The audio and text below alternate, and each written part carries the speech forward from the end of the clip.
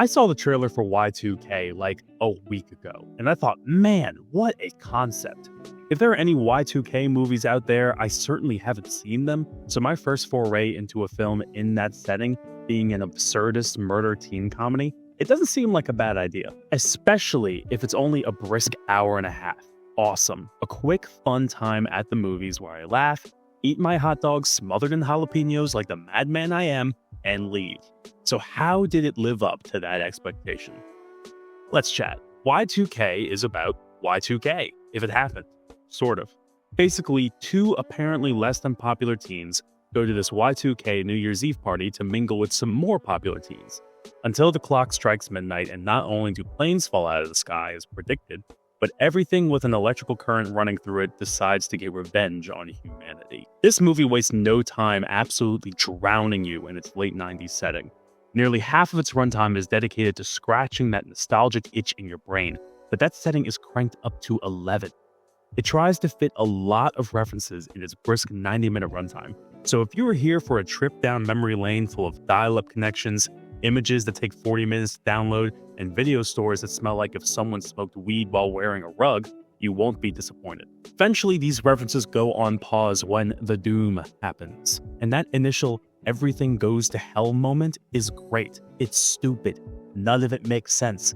A man is having his copulatory organ demolished in a blender, and you laugh because you wonder why the hell it was there in the first place. Computers somehow build themselves into hulking technical brutes even though they don't have hands, and you are just along for the ride.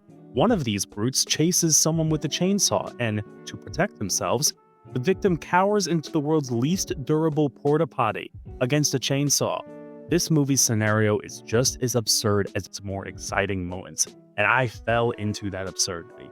You gotta know this is that kind of comedy. But those moments were this movie's best, especially in the beginning. And then, nothing really happens for a while. This movie's middle section really brings it down as it tries to fill in some character moments amidst the chaos. I understand the movie has to do that to some degree, but it only seemed to care about 50% of what was needed here. Just enough of it to have two characters sit down and talk about their pasts or their feelings, but not enough of it to try anything new. For as new and fresh as its surprisingly awesome practical killer robots were, there's nothing else in this movie that tries to break any sort of mold. You have seen everything in this movie before, in much better teen comedies. Unpopular kid wants to get with a popular girl, but guess what? She's got a super hot boyfriend.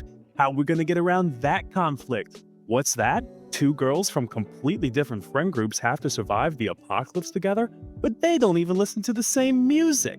If you're going to give me characters I have seen before in 20 other films, an absurdist comedy like this is the place to really spin them on their heads, or make fun of the tropes altogether as the story plays out.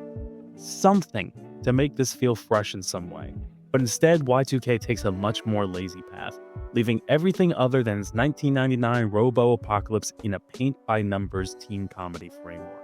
If there was more Robo-Apocalypse stuff, my issues with this film would have been more diluted. But it doesn't give that side of the story much attention after its first act. What looks to be a build-up to a fun, tense final push against the machines in the third act winds up being a quick joke or two, so the only thing I had left to look forward to wound up letting me down. I don't want to be all doom and gloom on the movie Y2K.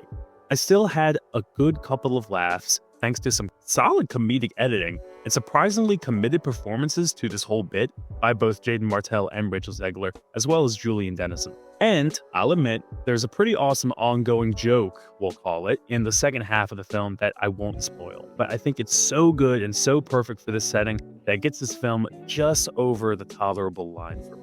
Oh man, those robots were cool though. Kudos to the team that had to build them out of old computers and toasters and stuff. Honestly, they looked great and should have been used more. But other than that and a solid running joke, there isn't much I'd recommend in this movie outside its 10-minute long chaos sequence in the first act, when the clock hits midnight and Y2K officially occurs.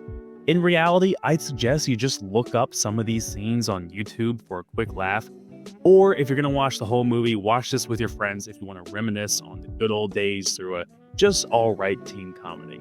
Or just take my general recommendation and don't rush to see this.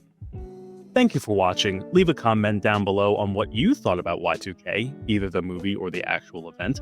And for more movie reviews over a cup of coffee, like and subscribe. I'll see you next time.